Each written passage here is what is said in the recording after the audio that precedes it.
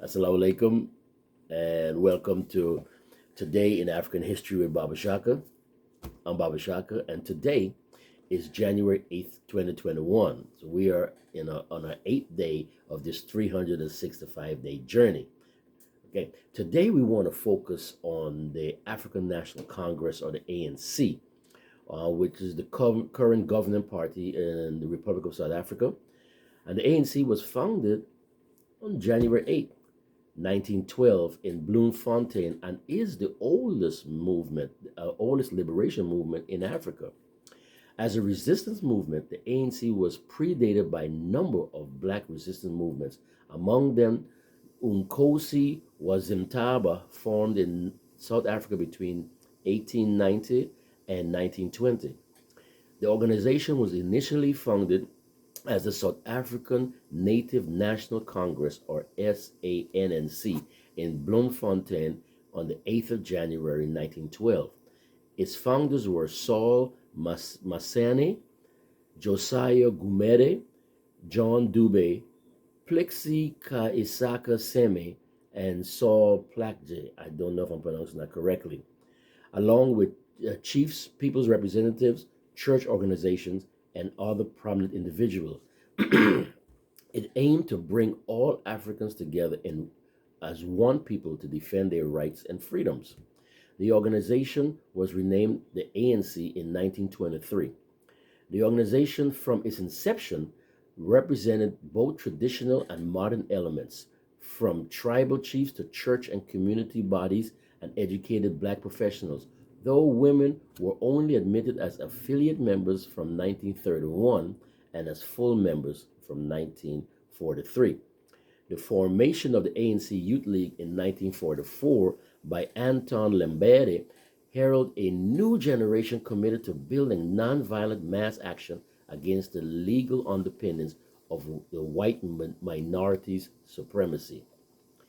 In 1946, the ANC allied with the South African Communist Party in assisting in the formation of the South African Miners Union, South African Mine Workers Union.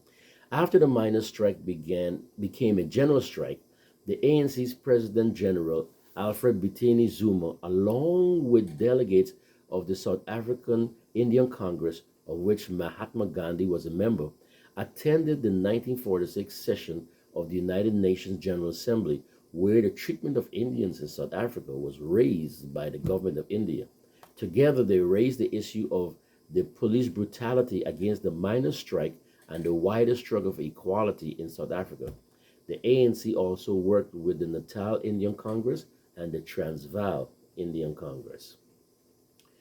In 1948, the Afrikaner Nationalist National Party unexpectedly came to power, defeating the more moderate United Party, despite the fact that the party had won significantly more votes. Sound familiar? The National Party had campaigned on a policy of apartheid, which is an extreme form of institutionalized racial segregation. During the 1950s, non-whites were removed from electoral rolls, residence and mobility laws were tightened, and political activities restricted. The successes achieved by the Indian independence movement under the leadership of Gandhi and resulted in the independence of India in 1947 inspired black South Africans to resist the racism and inequality that they and all other non-whites experienced. They began collaborating, even jointly campaigning for their struggle to be managed by the United Nations.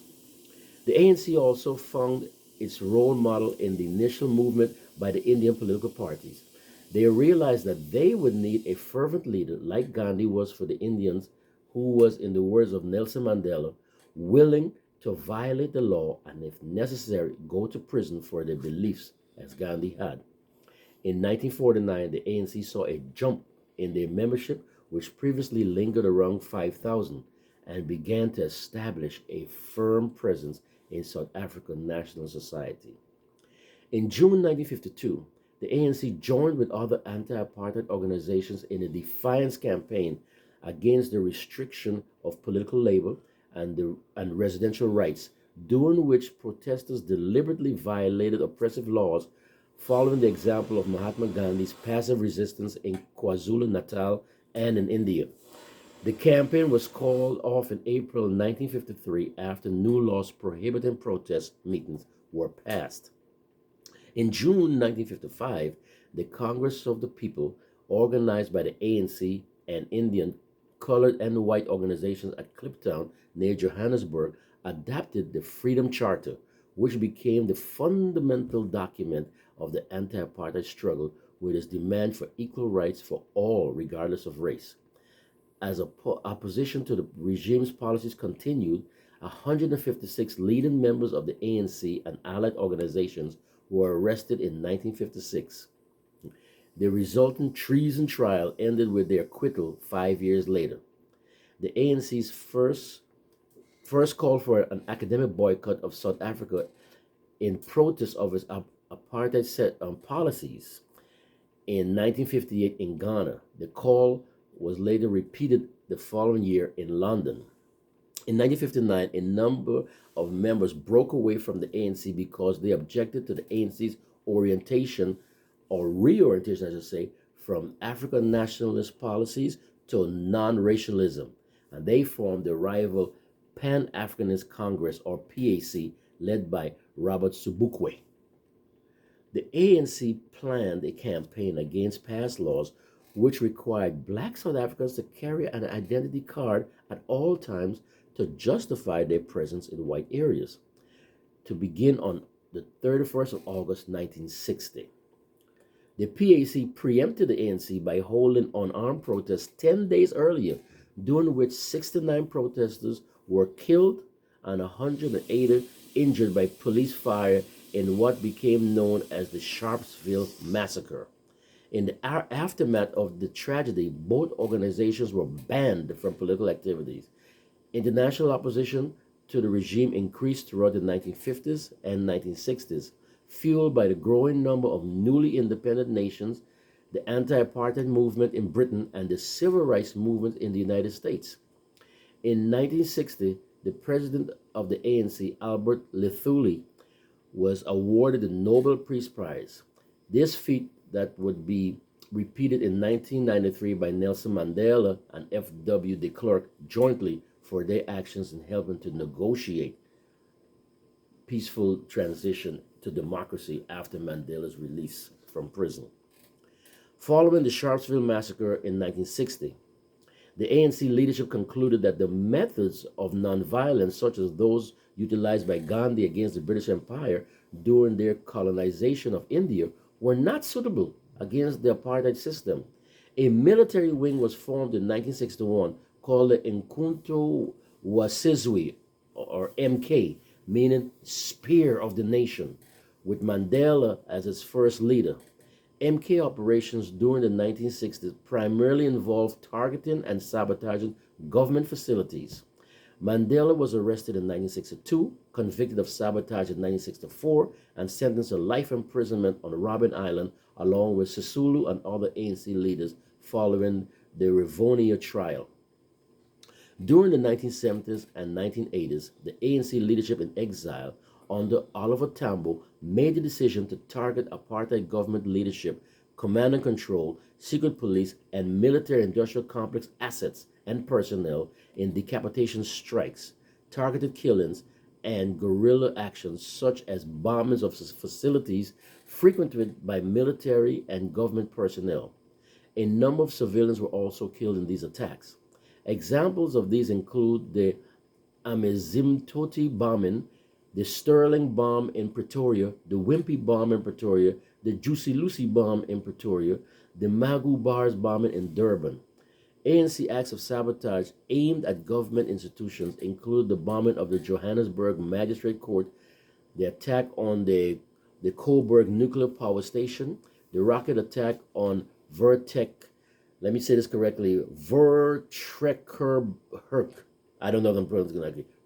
Voortrekkerhoogte in Pretoria, and the 1983 Church Street bombings in Pretoria, which killed 16 and wounded 130. The ANC was classified as a terrorist organization by the South African government and by some Western countries, including the United States and the United Kingdom. Nevertheless, the ANC had a London office from 1978 to 1994 at 28 Pimpton Street in Islington, North London, now marked by a plaque. During this period, the South African military engaged in a number of raids and bombings on ANC bases in Botswana, Mozambique, Lesotho, and Swaziland. Dulcie September, a member of the ANC who was investigating the arms trade between France and South Africa, was assassinated in Paris in 1988. In the ANC's training camps, the ANC faced allegations that dissident members faced torture, detention without a trial, and even execution in ANC prison camps. In South Africa, the campaign to make the townships ungovernable led to kangaroo courts and mob executions of opponents and collaborators, often by necklacing. There was violence between the ANC and the Zulu Nationalist Inkatha Freedom Party, or IFP. For example, between 1985 and 1989, 5,000 civilians were killed in fighting between the two parties. Massacres of each other's supporters, including the Shell House Massacre and the Boy Patong Massacre. By the 1980s, the African National Congress attacks, coupled with international pressure and international dissent, increased in South Africa. The ANC received financial and tactical support from the USSR, which orchestrated military involvement with surrogate Cuban forces through Angola. However, the fall of the USSR after 1991 brought an end to its funding of the ANC and also changed the attitude of some Western governments that had previously supported the apartheid regime as an ally against communism. The South African government found itself under increasing internal and external pressure, and this, together with a more conciliatory tone from the ANC, resulted in a change in the political landscape. State President F.W. de Klerk unbanned the ANC and other banned organizations on the 2nd of February 1990 and began peace talks for a negotiated settlement to end apartheid. With the end of apartheid, it was a foregone conclusion that the ANC would not only win the April 1994 general election, the country's first multiracial elections, but do so in a landslide. The only question was whether the ANC would win the two-thirds majority necessary to unilaterally amend the interim constitution. In that election, the ANC, as the dominant party in a tripartite alliance with the South African Communist Party and the Congress of South African Trade Unions, won a comprehensive victory, winning 62% of the vote, just short of a two-thirds majority. The new parliament elected Nelson Mandela as president of South Africa, making him the country's first black president. Yes, folks, today, January 8th, is the founding date of the ANC, founded in Bloemfontein in the year 2012. If you find this interesting, please go ahead and hit that subscribe button. Also hit that little bell next to it that will alert you whenever we put out one of these videos, which we hope to do every day for the balance of the year.